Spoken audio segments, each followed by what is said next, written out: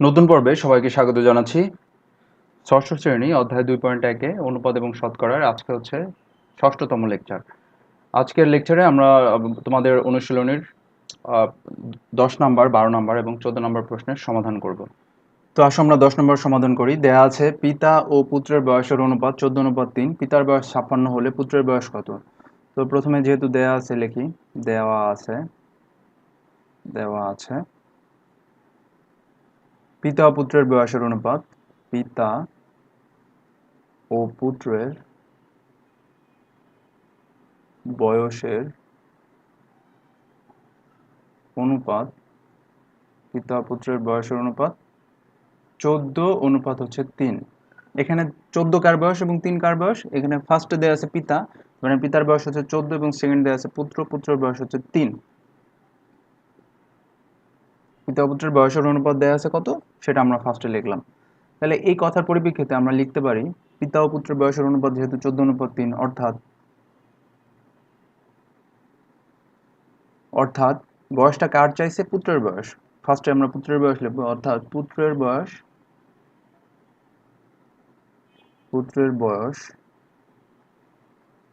পিতার বয়সের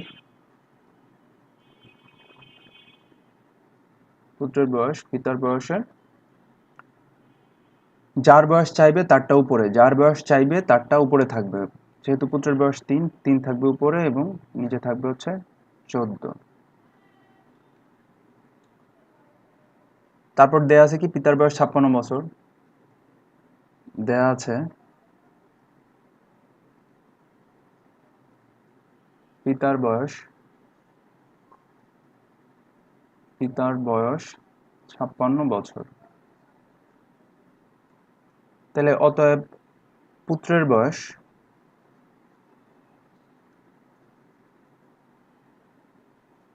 সমান 56 গুণ 3/14 বছর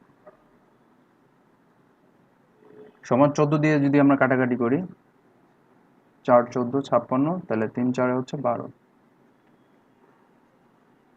তাহলে আমাদের পুত্রের প্রশ্ন যেটা চাইছে সেটা হচ্ছে পুত্রের বয়স হচ্ছে 12 বছর।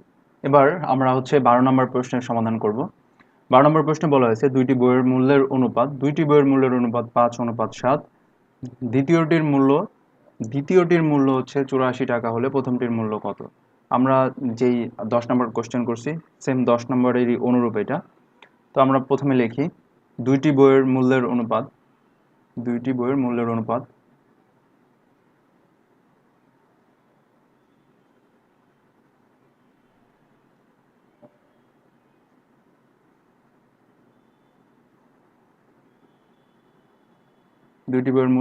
হচ্ছে 5:7।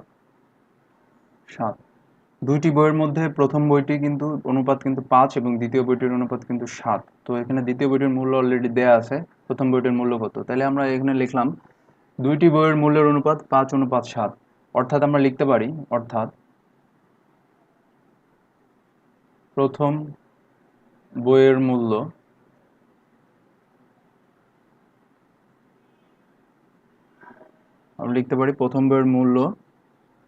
দ্বিতীয় বইয়ের মূল্যের যেটা চাইবে সেটা উপরে।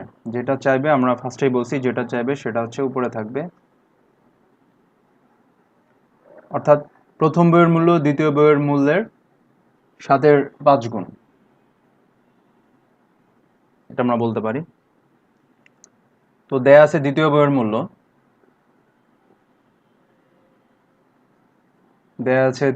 মূল্য হচ্ছে 84 টাকা।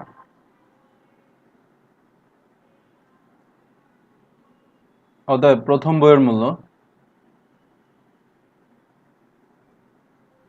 84 গুণ 7-এর 5 ভাগ টাকা সমান, আমরা যদি কাটাকাটি করি তাহলে হচ্ছে 7 দিয়ে 7 12 84 এবং 5 12 হচ্ছে 60 টাকা। অ্যান্সার হচ্ছে আমাদের উত্তর, প্রথম বইয়ের মূল্য হচ্ছে 60 টাকা। 14 নম্বর প্রশ্ন, দুই বন্ধুর বাড়ি হতে স্কুলে আসা যাওয়ার সময়ের অনুপাত 2:3। প্রথম বন্ধুর বাড়ি হতে স্কুলের দূরত্ব 5 কিলোমিটার হলে দ্বিতীয় বন্ধুর বাড়ি থেকে স্কুলের দূরত্ব কত? হুবহু হচ্ছে 10 এবং 12 নম্বরের অনুরূপ। তো চলো শুরু করি। তো প্রথমে আমরা লিখব দুই বন্ধুর বাড়ি হতে স্কুলে আসা যাওয়ার সময়ের অনুপাত।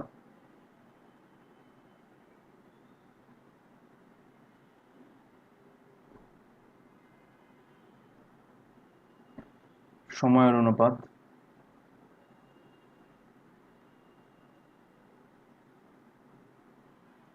2:3।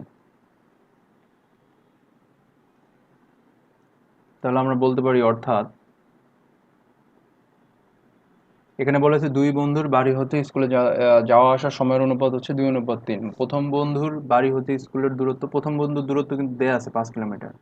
এখানে চাইছে হচ্ছে দ্বিতীয় বন্ধুর বাড়ি হতে দূরত্ব কত। তাহলে আমরা লিখতে পারি যে প্রথম বন্ধুর বাড়ি যেহেতু দেয়াই আছে, তাহলে দ্বিতীয় বন্ধুর বাড়ি হতে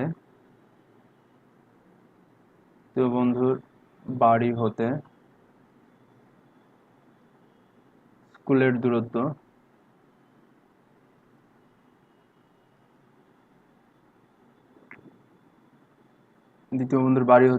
দূরত্ব যেটা চাইবে সেটা উপরে থাকবে। প্রথম বন্ধুর বাড়ি হতে স্কুলের দূরত্ব, এখন যেটা দেয়া আছে প্রথম বন্ধুর এই যে বাড়ি হতে স্কুলের দূরত্ব, এটা লিখতে হবে। প্রথম বন্ধুর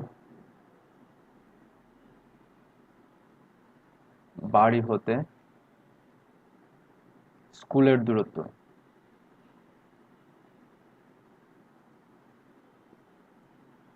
5 কিলোমিটার। অতএব দ্বিতীয় বন্ধুর বাড়ি হতে স্কুলের দূরত্ব 5 × 3 × 2 কিলোমিটার সমান সমান 15/2 কিলোমিটার। তো আমরা 2 দিয়ে যদি 15কে ভাগ করি তাহলে আসে হচ্ছে 7/2 কিলোমিটার। এটাই হচ্ছে অ্যান্সার।